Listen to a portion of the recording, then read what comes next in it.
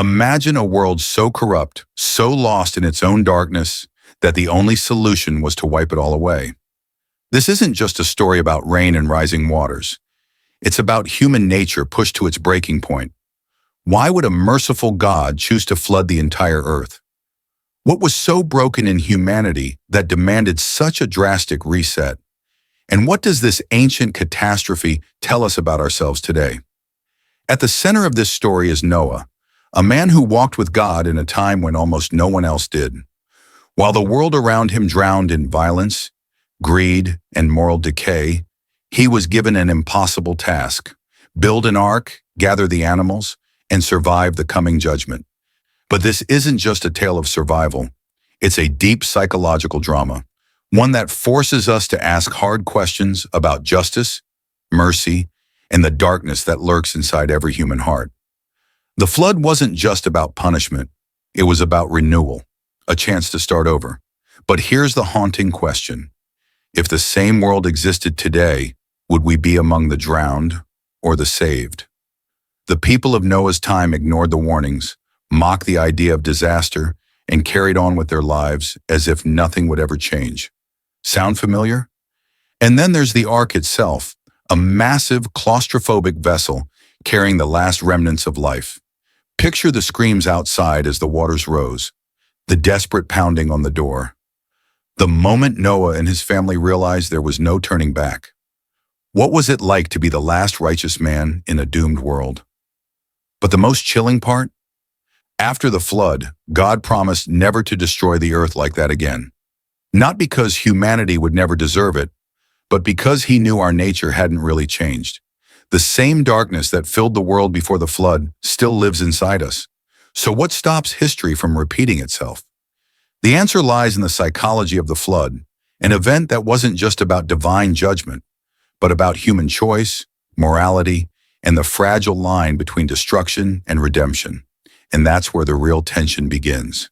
Because the story doesn't end with the flood. It ends with us. What happens when the waters recede? When the survivors step onto dry land, into a world that's been scrubbed clean, only to carry the same old human flaws with them? That's the real mystery, and that's where the next chapter begins. To understand the flood, we have to go back to the world as it was, a place that at first glance might not seem so different from our own.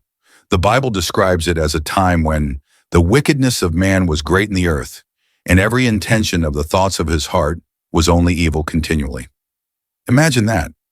Not just a few bad people, not just a society in decline, but a world where evil had become the norm, where violence was so widespread that it stained everything, where corruption wasn't just in the shadows, it was the rule.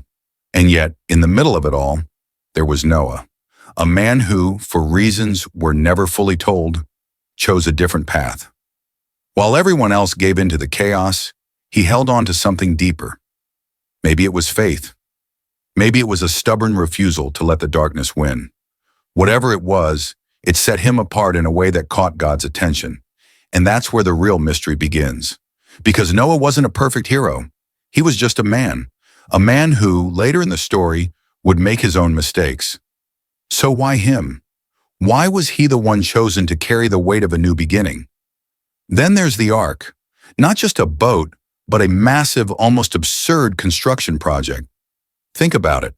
Noah spent decades building this thing, likely facing ridicule, disbelief, maybe even threats.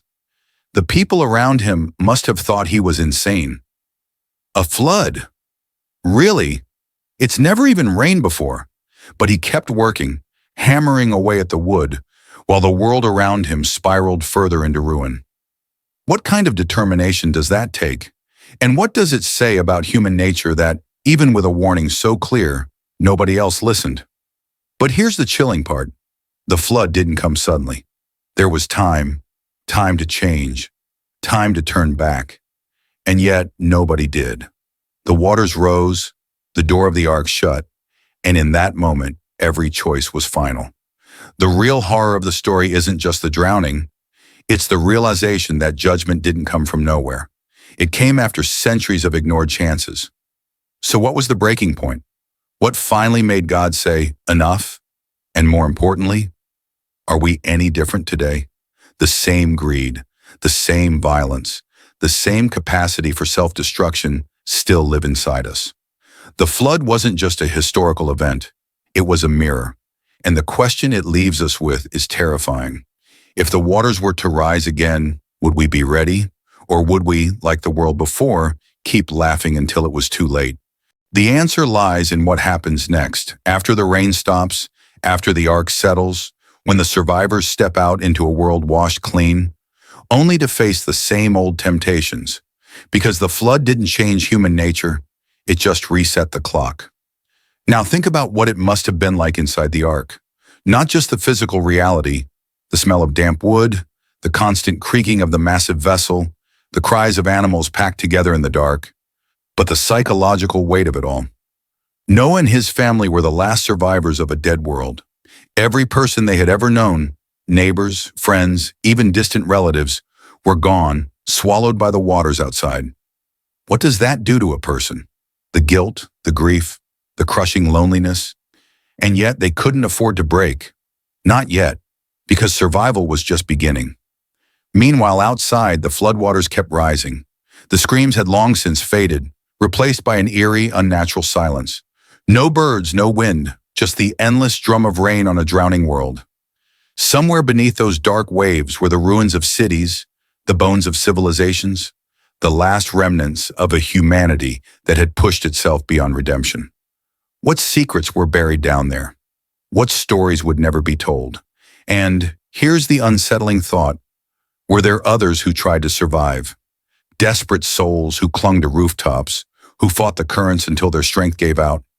The Bible doesn't say. But the horror of the flood isn't just in the scale of destruction, it's in the unanswered questions. And then there's the bigger mystery. Why did God choose this? Was it anger, justice, or something harder to define?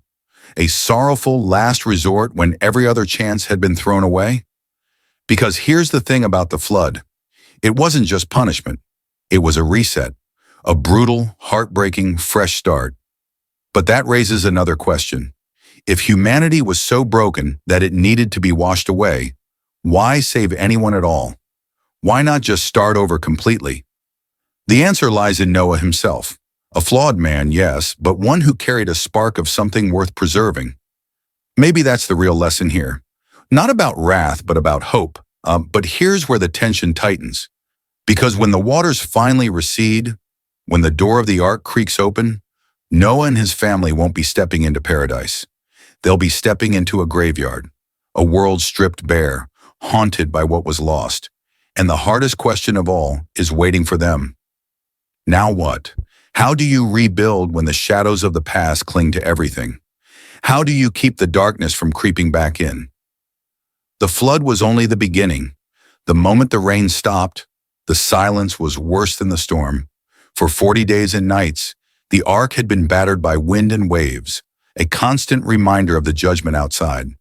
But now, nothing. Just the creak of the ship's timbers and the restless shuffling of animals in the dark. Noah must have pressed his ear against the wood, listening for any sign that the world still existed beyond those walls. But there was only the quiet, the terrible, suffocating quiet of a planet that had been emptied. Then came the waiting, the agony of not knowing when or if they could leave. Noah sent out a raven, then a dove, his heart pounding each time one didn't return. Were there dry lands out there, or just endless water stretching to the horizon? When the dove finally came back with an olive leaf, the relief must have been overwhelming. But think about what that meant. Somewhere out there, life was pushing through the wreckage, a single green shoot in a world of mud and bones. But here's where the real dread sets in, because stepping off that ark wasn't freedom, it was a sentence, a death sentence for the old world and a life sentence for Noah's family. They were the ones who had to face what was left, the mud-caked ruins, the eerie absence of human voices, the crushing weight of being utterly, terrifyingly alone. And worse, the knowledge that they carried the same human nature that had doomed everyone else. The flood hadn't washed that away. And then, the first night on dry land, the fire crackling, the stars wheeling overhead, stars that had watched the world drown. Did Noah look up and wonder if God was still watching? If this fragile new beginning could possibly hold? Because the most horrifying truth was this: the flood wasn't the end of the story. It was just the first act. And the next chapter would be written in the choices of the survivors. Choices that could either honor the lives lost or repeat every mistake that had brought the waters in the first place. The real storm wasn't over. The first harvest after the flood should have been a sign of hope. But when Noah's sons, Shem, Ham, and Japheth, pulled the first grapes from the twisted vines, the fruit burst between their fingers like overripe wounds, too sweet, too dark, as if the very earth remembered the blood spilled before the waters came. That's when the whispers started. At night around the cooking fires, Ham would stare too long at the horizon where the sun set in violent purples, his knuckles white around his cup. "Do you ever hear it?" he asked once, voice low. "Like laughing under the wind?" The others pretended not to hear him. Then came the dreams. Not just Noah's visions of drowning cities. Now his wife woke screaming about hands pressing up through the mud. Shem's wife swore she saw figures moving at the edge of the forest, their outlines wavering like heat haze. But whenever they searched, they found only animal tracks. Or tracks that started animal, then straightened unnaturally into something that walked on two legs. Japheth wanted to burn the whole forest down. Noah forbade it, but the way his hands shook on his staff betrayed his fear. The final omen came with the spring rains. Not a flood this time, just a steady, cold drizzle that turned their new fields to sludge. That's when they found the first preserved body, curled in the roots of an upended oak. Not bloated or decayed, but perfect as if sleeping. A young woman, her hair fanned out like a dark halo, lips slightly parted. The shocking thing? She was smiling, and clutched in her hands, a carved figurine of a many-headed creature none of them recognized. When Ham reached to take it, the corpse's eyes snapped open. Not the milky white of the dead, but fully aware. Then the body dissolved into the mud before they could scream. Now the real terror took root, because whatever had been washed away by the flood, some things don't stay buried. And the family realized too late that their greatest trial wasn't surviving the deluge, but living with what the waters left behind. The ark had protected them from drowning, but nothing could protect them from the truth now rising to the surface. They were never meant to be the only ones left. Something else had survived, something that remembered the old world, and it wanted its turn to reign. The night the earth split open, Noah finally understood the truth. It wasn't the flood that had cleansed the world. It was merely a pause. The dark figures his family had glimpsed in the forest now emerged fully, their forms shifting between human and something far older. They weren't demons, nor were they ghosts. They were the ones who had come before, the civilization lost to time, the people who had walked the earth when the sons of God mingled with the daughters of men. And they had been waiting. Noah gathered his family in the ruins of their first settlement, the air thick with the scent of wet earth and something metallic. "The flood was never the end," he said, his voice rough with revelation. "It was a test, one we're still failing." The figures didn't attack. They didn't need to. They simply watched, their presence a mirror forcing Noah and his family to confront the truth. Humanity's corruption wasn't just in their actions. It was woven into their very nature. The flood had washed away the wicked, but the potential for wickedness remained, dormant in the survivors.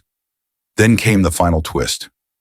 The preserved woman they had found, the one who had smiled, wasn't a victim.